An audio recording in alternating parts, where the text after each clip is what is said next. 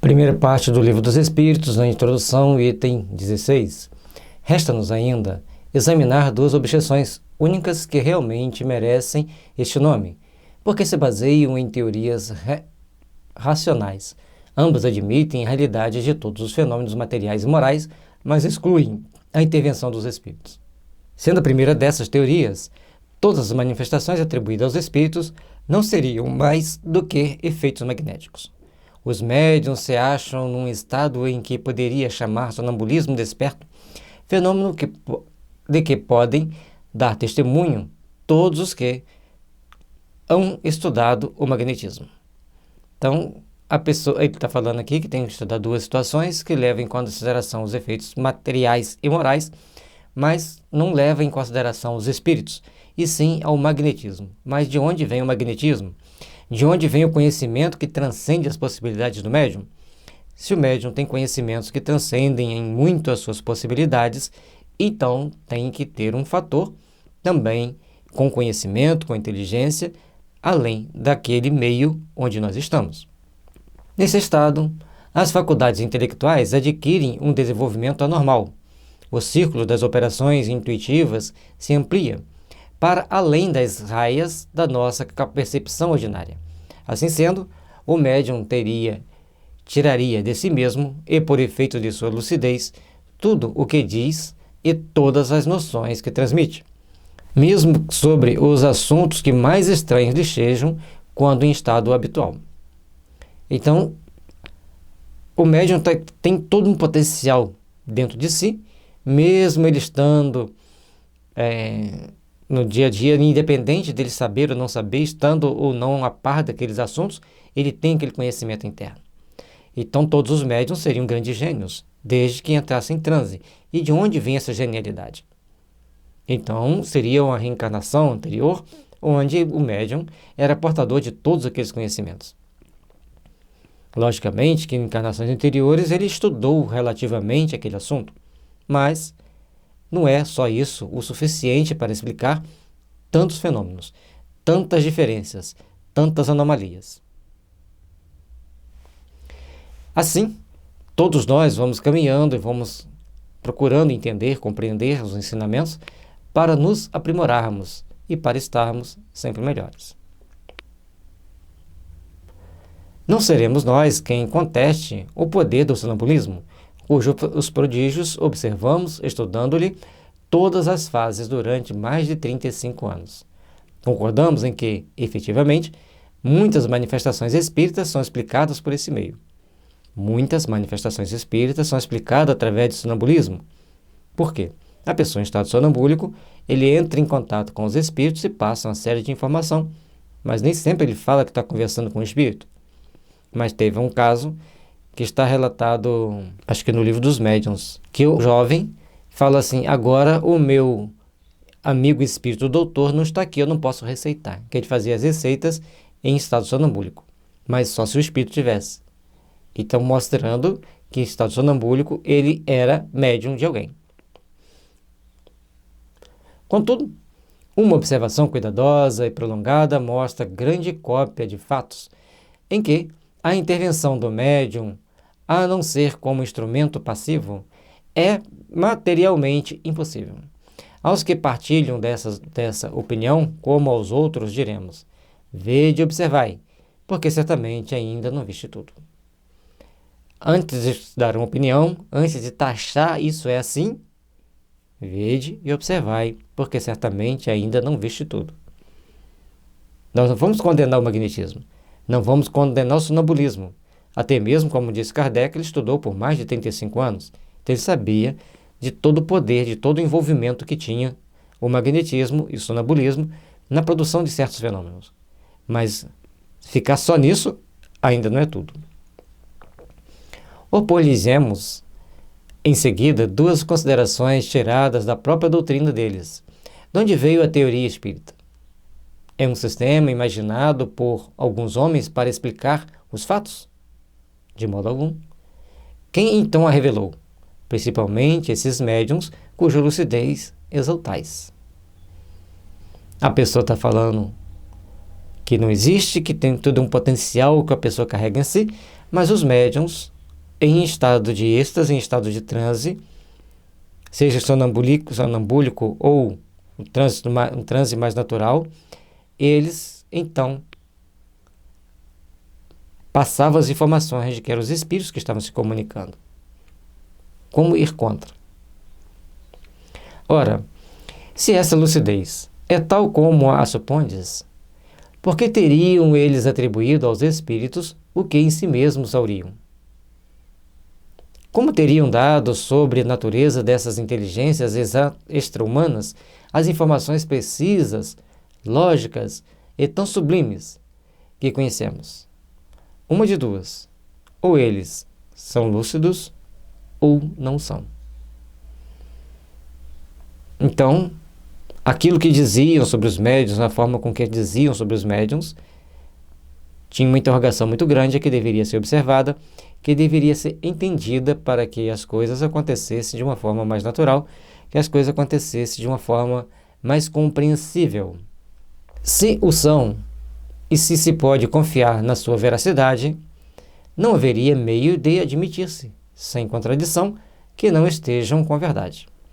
Em segundo lugar, se todos os fenômenos promanassem do médium, seriam sempre idênticos num determinado indivíduo.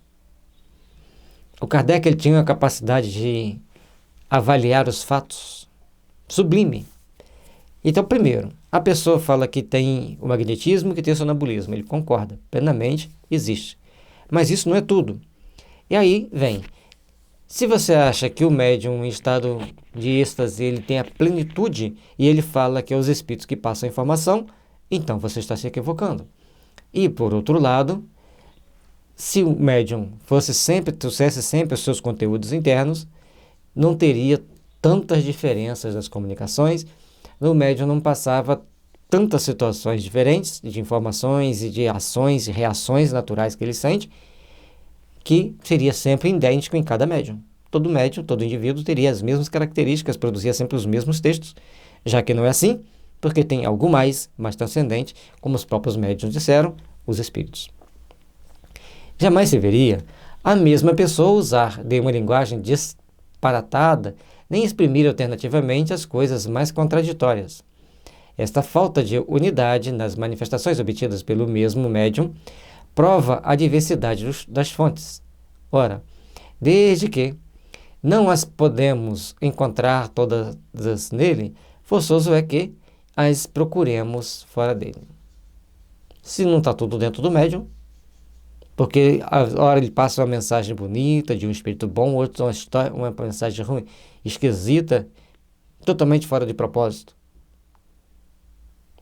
Aquele espírito precisa ser esclarecido, precisa ser orientado, mas também precisa abafar. A gente tem que saber ouvir. Portanto, esse paradoxismo de ora uma mensagem muito boa, ora uma muito complicada, isso para a gente pegar dois extremos, e tem as intermediárias. Tudo isso leva-nos a compreender a nossa responsabilidade, o nosso caminhar frente à luz, frente ao amor que deve existir em nós.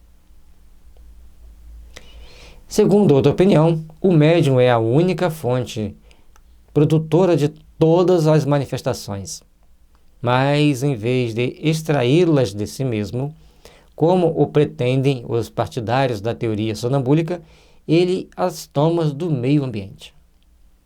Aí complicou. Que ele entra em sonambulismo. Então, em vez dele pegar as informações dele mesmo, ele capta as que estão no meio ambiente. Então, tem um espírito. O médium seria, então, uma espécie de espelho a refletir todas as ideias, todos os pensamentos e todos os conhecimentos das pessoas que o cercam. Nada diria que não fosse conhecido, pelo menos de algumas destas. Mas é sempre assim? Sempre vai ser o conhecimento de alguma daquelas pessoas que ele vai estar passando e aquilo que transcendeu. Porque a codificação dos livros dos Espíritos transcendeu a tudo aquilo que as pessoas acreditavam e imaginavam até então. Não é lícito negar-se, e isso constitui mesmo um princípio da doutrina, a influência que os assistentes exercem sobre a natureza das manifestações, o médium, o espírito e o meio. O meio são aqueles manifestantes, aquelas pessoas que estão ali assistindo, eles vão interferir na natureza das comunicações. Mas esta influência, no entanto, difere muito da que supõe existir. E dela há que faria do médium um eco dos pensamentos daqueles que o rodeiam. Vai grande distância, porquanto milhares de fatos demonstram o contrário. Entender isto é um primeiro passo para o nosso crescimento, para o nosso aprimoramento. As comunicações existem, elas têm as características próprias, elas passam por situações inerentes à necessidade do grupo, dos espíritos ali que estão ali, e daqueles encarnados e desencarnados. Então, o médium, o espírito e o meio, todos vão exercer uma influência, todos vão ser influenciados e todos vão arcar com as consequências de seus atos, boas ou ruins. Mas achar que só a influência do meio basta, ainda vai uma grande distância. Há, pois, nesta maneira de pensar, grave erro, que uma vez mais prova o perigo das conclusões prematuras, sendo-lhes impossível negar a realidade de um fenômeno que a ciência vulgar não pode explicar e, não querendo admitir a presença dos espíritos, os que assim opinam o explicam a seu modo. Cada um dá uma explicação do jeito que ele entende, do que ele acha que é, mas não procura estudar para entender toda a filosofia, como que aquela filosofia está sendo que foi criada, como aquela filosofia foi desenvolvida, foi ajudada para o aprimoramento daquele conhecimento, para o aprimoramento daquelas informações.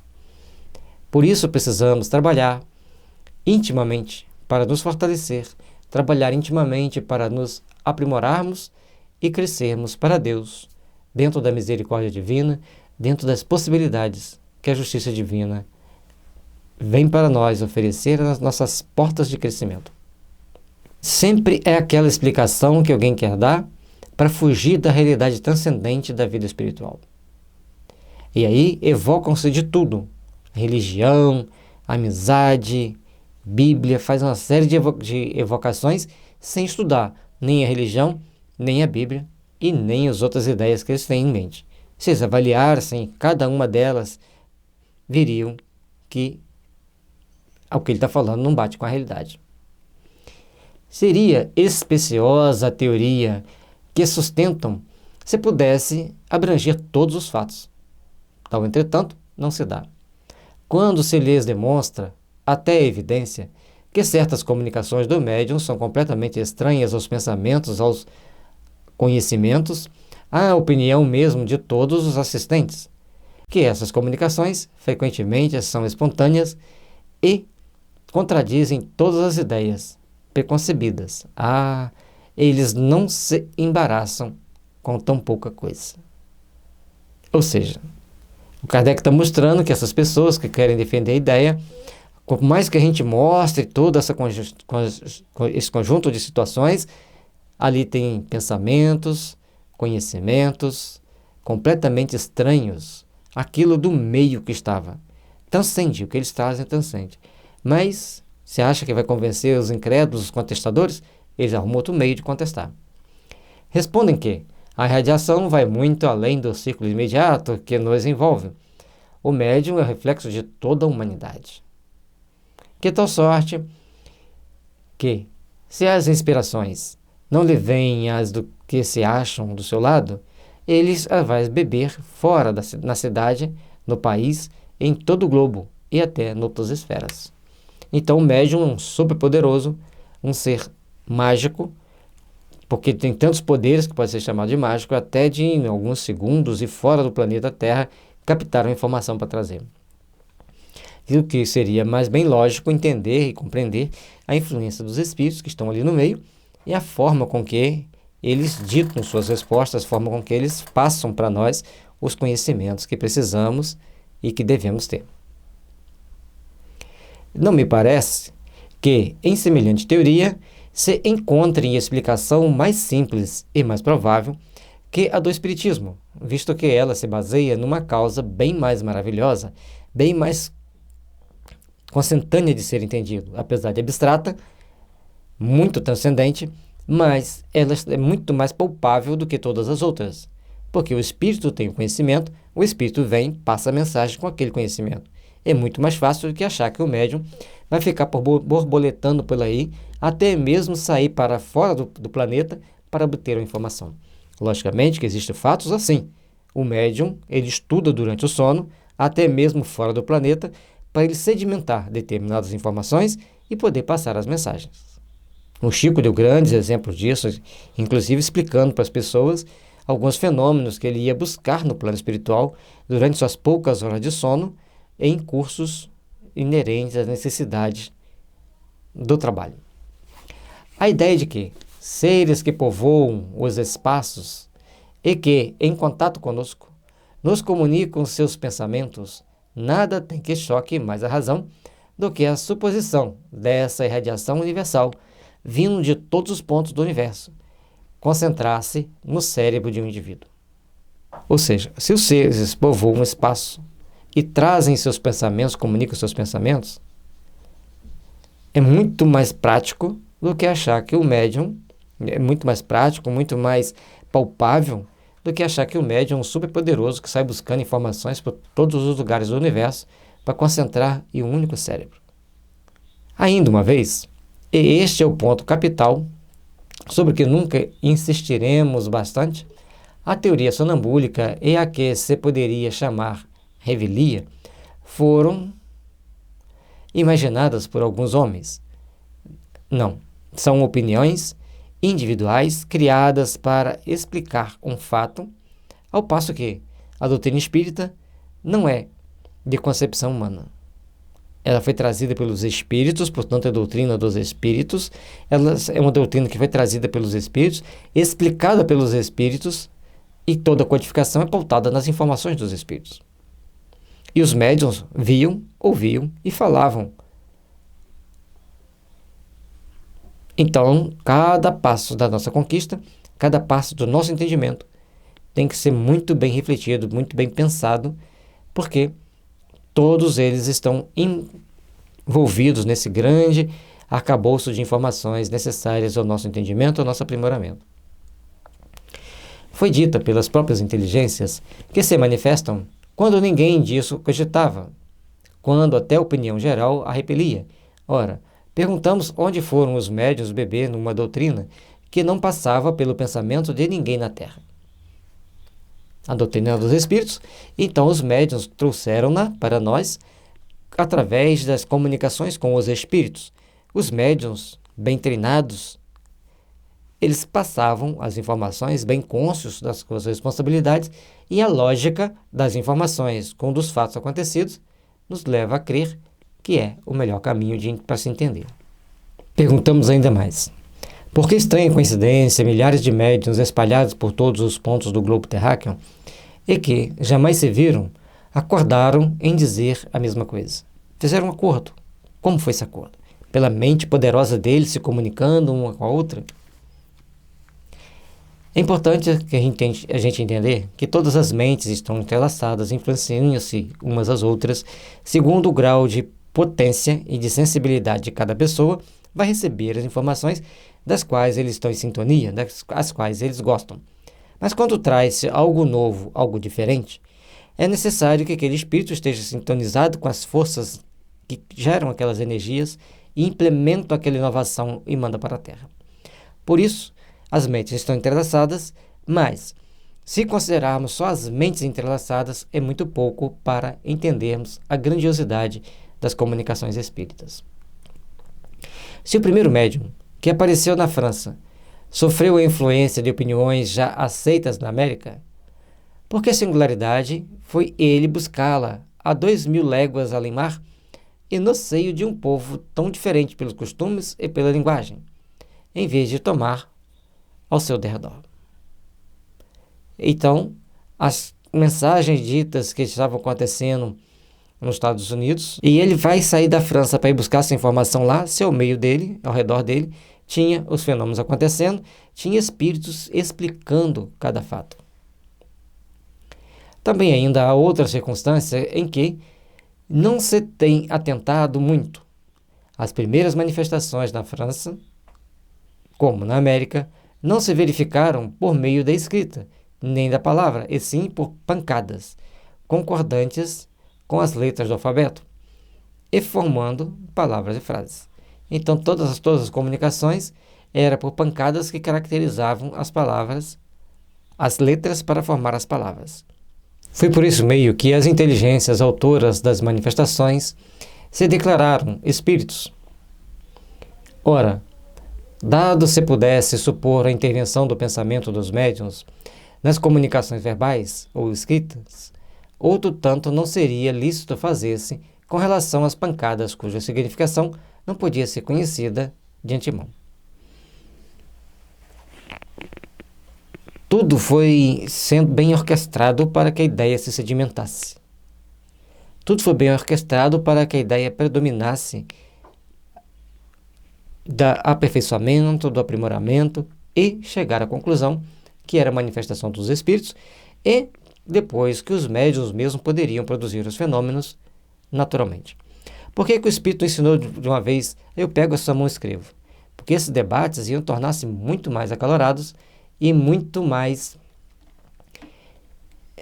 inconclusivos, à medida que passou-se por toda uma gama de experiências, de testes, de aprimoramento e aperfeiçoamento, chega-se lá na frente com muito mais segurança, com muito mais certeza do que estava acontecendo. E as pancadas, que foram as primeiras comunicações, tanto num lugar quanto no outro, os códigos de letras, cada um criava ao seu modo. Poderiam citar inúmeros fatos que demonstram a inteligência que se manifesta, uma individualidade, evidentemente, e uma absoluta independência de vontade. Tem uma inteligência, tem uma vontade e é um ser individual. Portanto, se as perguntas não forem do agrado dele, ele vai embora e não responde nada. Ou simplesmente fica em silêncio e não responde aquilo que não é do seu agrado, aquilo que não é inerente ao que ele pode passar, aquilo que não é inerente ao que ele pode trazer para nós, ou não é inerente aos seus conhecimentos naquele momento. Recomendamos, portanto, aos discedentes observação mais cuidadosa e, se quiserem estudar bem, sem prevenções e não formular conclusões antes de terem visto tudo, reconhecerão a impotência de sua teoria para tudo explicar. Explicar todos os fenômenos espíritas, somente a doutrina espírita, porque todas as teorias dos dissidentes explicavam um pedaço ao jeito deles, ao jeito que eles achavam, mas não explicavam todo o conteúdo ao jeito que a espiritualidade trouxe para nós. Limitar-nos-emos a propor as questões seguintes. Por que é que a inteligência que se manifesta, qualquer que ela seja, recusa responder a certas perguntas sobre assuntos perfeitamente conhecidos? Como, por exemplo, sobre o nome ou a idade do interlocutor, sobre o que ele tem na mão, o que fez na véspera, o que pensa fazer no dia seguinte, etc. Os espíritos não são adivinhos, não estão aqui para prestar a brincadeiras. Nós vamos encontrar, ao longo da nossa vida, todas as possibilidades. Inclusive espíritos que gostam de fazer essas brincadeiras, gostam de fazer essas adivinhações, acertando ou não, cria todo um glamour para aquela situação se tornar agradável, convidativa às pessoas, e devem ter existido muita gente, muitos médiuns e muitos espíritos que fizeram isso na época do cristianismo nascente, afastando os médiuns de estudar a doutrina espírita. Se o médium fosse o espelho do pensamento dos assistentes, nada lhe seria mais fácil do que responder. E até porque responder essas perguntas podem trazer implicações de descrédito para o médium, porque se ele errar. Então, os espíritos não leem todas as mentes, não leem todos os pensamentos. Eles podem até ler, mas não é o médium quem o faz. Algum médium pode fazer, mas tem que ter prudência, tem que ter cuidado para não criar determinadas situações kármicas com abuso e mau uso da mediunidade. O médium pode perfeitamente ler pensamentos, decifrar determinadas situações, mas essa não é a função dele. E os espíritos, sabendo disso, vão usar da mediunidade daquele médium, daquela pessoa, só para o que for útil, bom e agradável. A esse argumento retrucam os adversários perguntando se a seu turno? Porque os espíritos, que devem saber tudo, não podem dizer coisa tão simples, de acordo com o axioma: quem pode mais, pode o menos. E daí concluem que não são espíritos os que respondem. Não quer acreditar? Não tem jeito. Você vai gastar saliva, vai tentar falar, passar as explicações. O melhor que o Kardec fez foi botar no papel. Quem quiser ler para ir fazer as suas deduções, que leia e faça as suas deduções. Se um ignorante ou um zombador, apresentando-se em uma douta assembleia, perguntasse, por exemplo, por que é dia às 12 horas? Acredita-se que alguém que ela se daria o incômodo de responder seriamente, e fora lógico que, a seu silêncio, ou das zombarias que se pagassem ao interrogante, se concluísse serem todos os seus membros. Então, a pessoa chega e faz uma pergunta óbvia, mas para ele é dúvida, e dentre aquelas pessoas sábias, vai ter os que vão zombar, vão ter os que vão chamar a atenção, e vão ter aqueles que vão tentar explicar para a pessoa. Logicamente, que se a pessoa chega dentro do ambiente e faz uma pergunta inconsequente ou tão lógica, que mesmo sendo uma assembleia de doutos, vai ter quem vai fazer piada, quem vai zombar e quem vai fazer uma interrogação em cima daquilo ali, mas o certo é que a maioria fará silêncio. Porque já são pessoas sábias, está vendo aquela pessoa falando coisa que não tem nexo. Da mesma forma, os espíritos, quando nós fazemos perguntas que não é instrutiva, não é para crescimento de ninguém, não é para o aperfeiçoamento de ninguém, eles fazem silêncio sobre aquele ponto.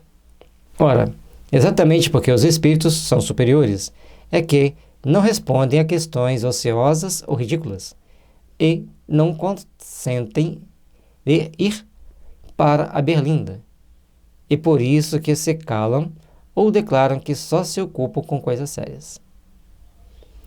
A resposta que os espíritos dão, diante de respostas de perguntas apenas curiosas, é que só se ocupam com coisas sérias, e então não vão dar resposta, vão ficar em silêncio.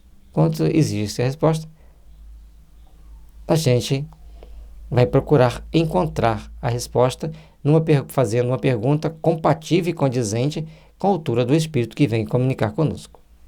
Perguntaremos finalmente por que é que os espíritos vêm e vão-se muitas vezes em dado momento, e passando não há pedidos nem súplica que os façam voltar.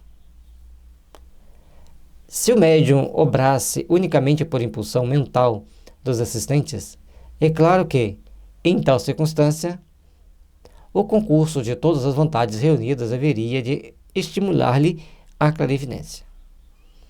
Então, se o médium está sendo movido pela emoção de todos ali, eles teriam uma perfeita clarividência e responderiam.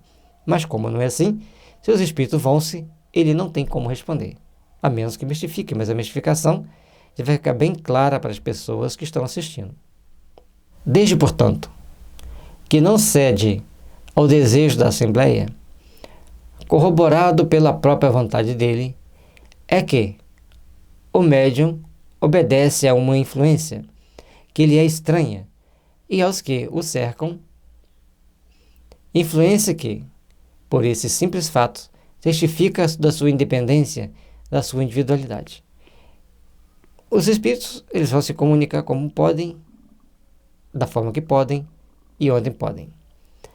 E a questão de oferecer um instrumento mediúnico para um espírito é de grande responsabilidade, porque nós temos que saber do meio onde nós estamos para sabermos e termos segurança de dar aquela passividade, aquela comunicação. Então, os médiuns não devem abrirem-se em determinados momentos, não devem dar passividade em qualquer momento, porque precisam de aprimorarem-se intimamente e vigiarem-se o tempo todo para que as comunicações sejam dadas em locais apropriados e com segurança. Porque aqueles do nosso meio que já entendem todo o processo, parabéns para eles, luz e paz. E aqueles que ainda não entendem, mas que precisam entender, querem entender, se querem entender, vamos estudar, vamos aprimorar nossos conhecimentos, vamos observar toda a doutrina espírita para não fazermos julgamentos precipitados e mostrarmos o que ela é, como ela faz, como ela age e a que veio. Logicamente que temos que fazer a ressalva que ninguém deve fazer isso simplesmente para aurir um conforto, naquele momento até mesmo da vaidade. As comunicações devem ser feitas em local seguro, junto de pessoas que compreendem o fenômeno, junto de pessoas que agem com respeito frente aos fenômenos. Paz e luz, que as bênçãos de Jesus estejam sempre nos envolvendo e fortalecendo para que possamos caminhar na sua direção, aprimorando nossos conhecimentos, aprimorando nossa alma.